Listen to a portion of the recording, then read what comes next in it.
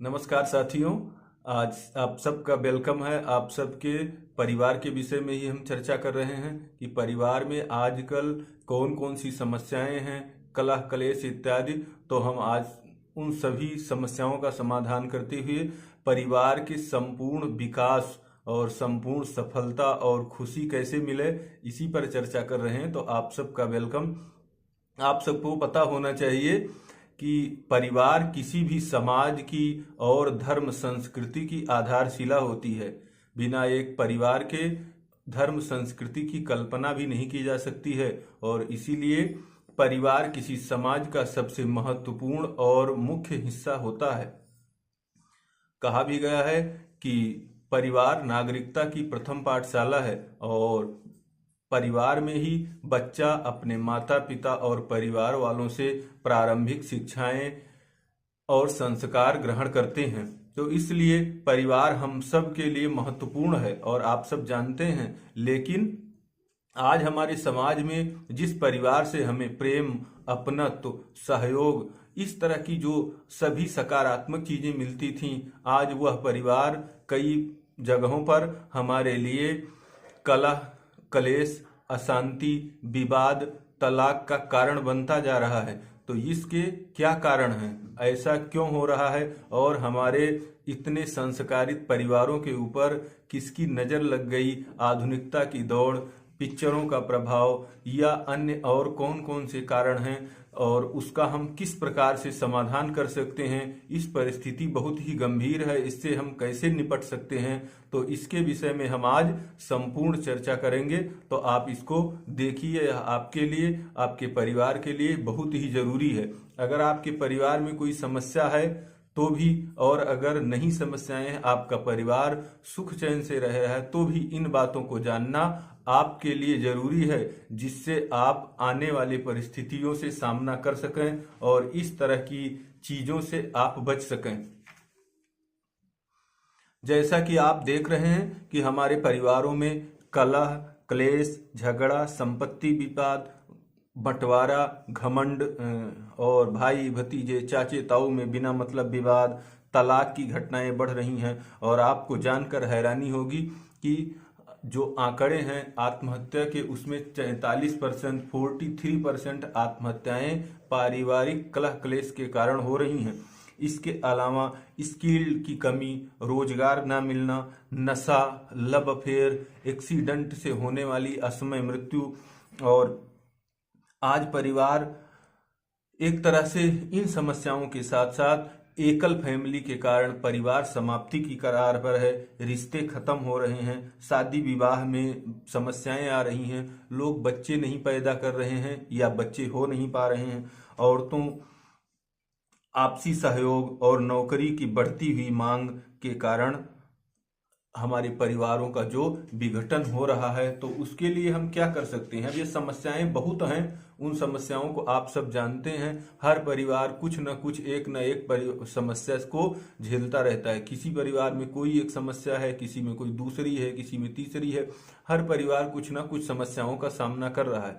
तो हम उस समस्याओं के विषय में न जाते हुए हम केवल आज समाधान के विषय में ही ज्यादा चर्चा करेंगे कि हम अपने परिवार को संगठित कैसे रख सकते हैं, उसको मजबूत कैसे रख सकते हैं, और उसमें धन धान्य सुख संपत्ति भरपूर कैसे रहे। तो उसके लिए सबसे पहला सूत्र ये है कि अगर आपका संयुक्त परिवार है या एकल परिवार है, छोटा परिवार है, तो जब भी आप अपने परिवार के साथ में होते हैं, तो आप याद करिए कि हम अपने परिवार के साथ बैठ करके सब लोग एक साथ बातचीत कब किए थे।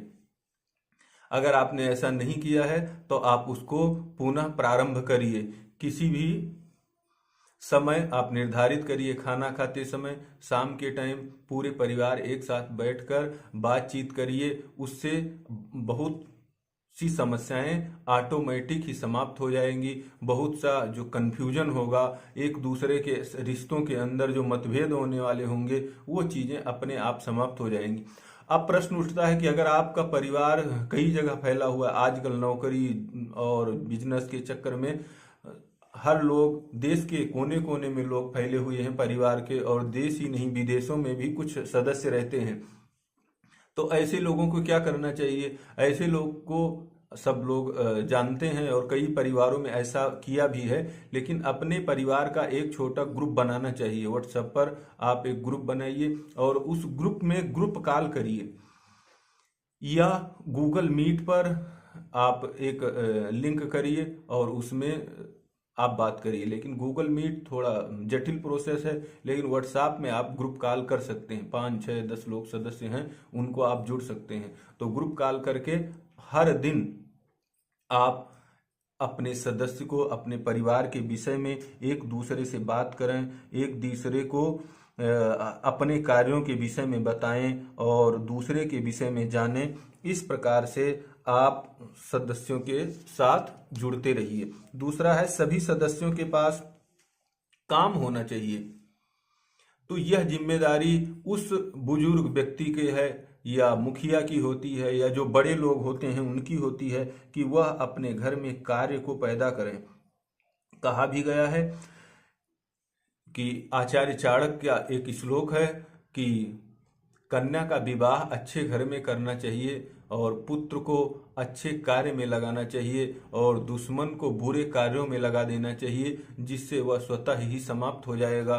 तो कार्य ना करना, मेहनत ना करना कलह और बीमारी का कारण बन जाता है। तो इसलिए आपके परिवार में जो सीनियर लोग हैं, जो बुजुर्ग हैं, उनको हमेशा काम बना के रखना चाहिए, जिससे आपके जो परिवार के सदस्य हैं, औरतें हैं, बच्चे हैं, आदमी हैं, उनके पास काम की कमी ना हो। कुछ ना कुछ काम उनके पास हमेशा रहना चाहिए जिसमें वो लगे रहें। तो ध्यान देने वाली बात कि आपके पास काम होना चाहिए और आपको मेहनत करना चाहिए, तो आपका परिवार अच्छा चलेगा।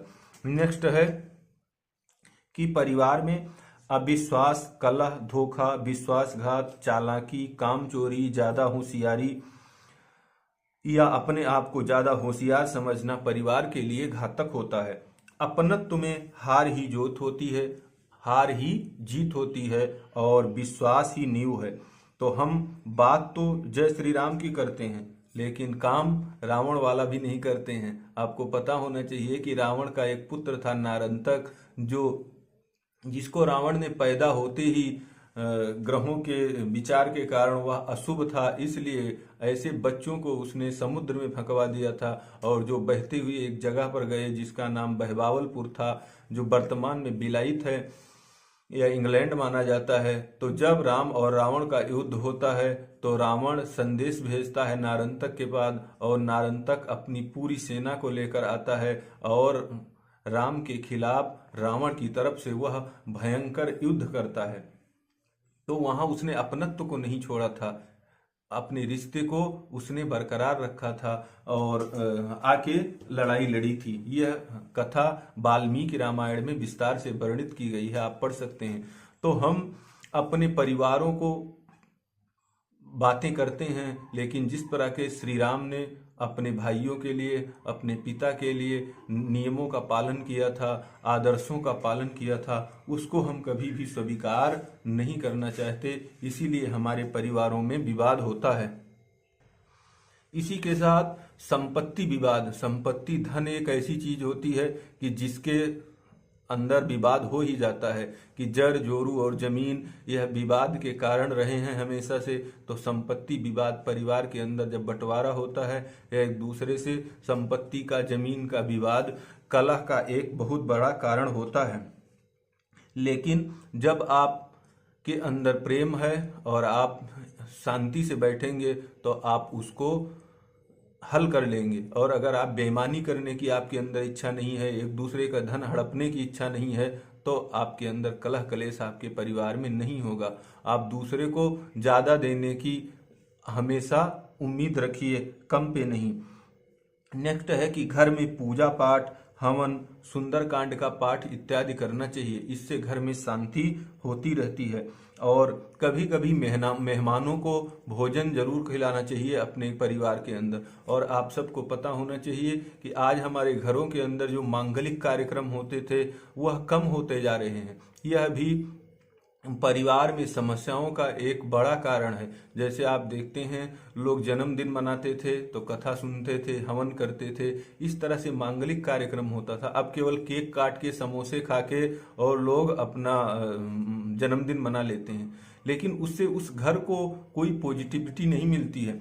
तो मेहमानों को भोजन कराने से, हवन करने से, पूजा पाठ करने से, कीर्तन करने से आपके घर में एनर्जी आती है। और यहाँ तक कि आजकल जो शादी विवाह हो रहे हैं वह भी लोग मैरिज हॉल में कर लेते हैं या होटलों में कर लेते हैं, और घर में अंधेरा पड़ा रहता है, ताले लगे रहते हैं। तो यह उस घर के लिए, उस परिवार के लिए दुख की बात है, क्योंकि उस घर में जब मांगलिक कार्यक्रम होगा तो वहां पर पॉजिटिव एनर्जी बनेगी। तो आप कोशिश करिए कि जितने भी मांगलिक कार्यक्रम हैं वह अपने घर में करिए और उसमें पूजा पाठ, हवन इत्यादि की प्राथमिकता दीजिए। नेक्स्ट है कि वास्तु के अनुसार घर बनाने नहीं बनना। आजकल शहरों में और देहात में भी जब से पक्के मकान बनने लगे हैं तब से लोग वास्तु का ध्यान नहीं रखते हैं और अपनी मर्जी से छोटा मोटा, टेढ़ा बेढ़ा, ऊंचा नीचा, बेतरतीब घर बना लेते हैं। तो वास्तु दोष युक्त घर हर प्रकार से परिवार के लिए समस्या का कारण बन जाता है, और न केवल कलह कलेश बल्कि संपत्ति संबंधित, चोट संबंधित, एक्सीडेंट, बीमारी इत्यादि जितनी भी समस्याएं हो रही हैं, हमने इसका अनुभव किया है कि उसमें घर का बहुत ही बड़ा रोल होता है। तो जब आप घर बनाते हैं तो आप वास्तु के हिसाब से सुंदर घर बनाइए। साथ ही आप घर को साफ सुथरा रखिए। घर में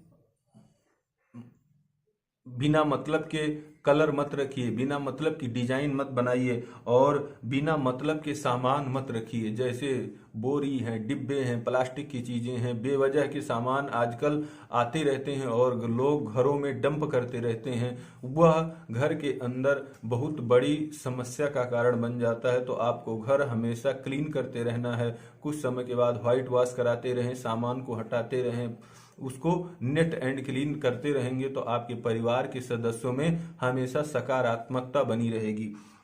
इसी तरह से आपको अपने परिवारों में दिखावापन, बिना मतलब का खर्चा, ज्यादा स्मार्ट बनना, मोबाइल का गलत प्रयोग करना और कंफ्यूजन से बचना चाहिए।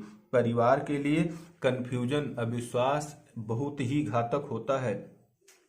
संतान न होना या कम पैदा करने से परिवार अपने आप टूट जाता है। ये बहुत ही महत्वपूर्ण पॉइंट है कि अगर आपके अंदर संतान ही नहीं, हम कामना करते हैं कि लौकुश के जैसी संतान हमारी हो और हम संतान पैदा ही नहीं करते हैं तो आपका परिवार कहाँ से रहेगा। तो आप अपने घर में संतान होने दीजिए और दूसरा बच्चा पैदा होने दीजिए। आपको एक आंकड़े में बताना चाहता हूँ कि 3 साल के अंदर 43 लाख लड़कियों में बांझपन पाया गया और 30 लाख लड़कियों में कैंसर की शिकायत मिली। ये सब क्यों हो रहा है? क्योंकि टाइम से शादी न करने से इस तरह की समस्याएं हो रही हैं। तो आप टाइम से शादी करिए और बच्चे जरूर होने दीजिए, क्योंकि आप केवल एक बच्चे के लिए कर रहे हैं, लेकिन ईश्वर और प्रकृति आपको किस तरह की परिस्थिति में डालेगी इसका आपको अंदाजा नहीं होता है। इसलिए केवल आप अपनी सोच से एक बच्चा पैदा करके मत बैठ जाइए।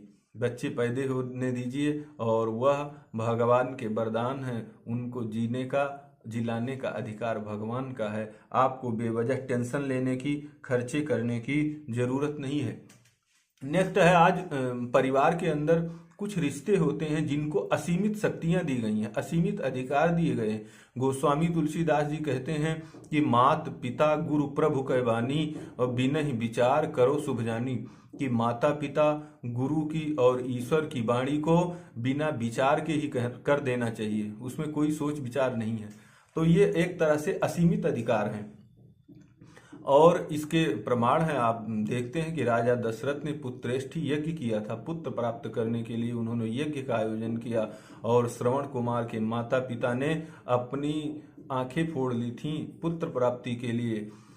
तो इस प्रकार से ऐसे जो पिता हुए हैं, ऐसे जो गुरु हुए हैं, उनके जो सकारात्मकता है उनके कारण हमारे भारत देश में हमारी सनातन संस्कृति में माता पिता और गुरु को असीमित अधिकार दिया गया है, किंतु आपको ध्यान रखना होगा कि एक समय के बाद जब बुढ़ापा आता है या कुछ समय के बाद इन अधिकारों में थोड़ा सा चेंजमेंट होता है, परिवर्तन होता है, उसे आपको स्वीकार करना चाहिए। जैसे पिता पुत्र का संबंध, सास बहू का संबंध, तो एक समय पिता को असीमित अधिकार है, लेकिन जब वह बुजुर्ग हो जाता है, बुढ़ा हो जाता है, तब परिस्थिति के हिसाब से उसको समझौता करना चाहिए और बच्चों को भी इन बातों का ध्यान रखना चाहिए कि वो पिता की इज्जत करें, उनका सम्मान करें, उनकी व्यवस्थाएं करें।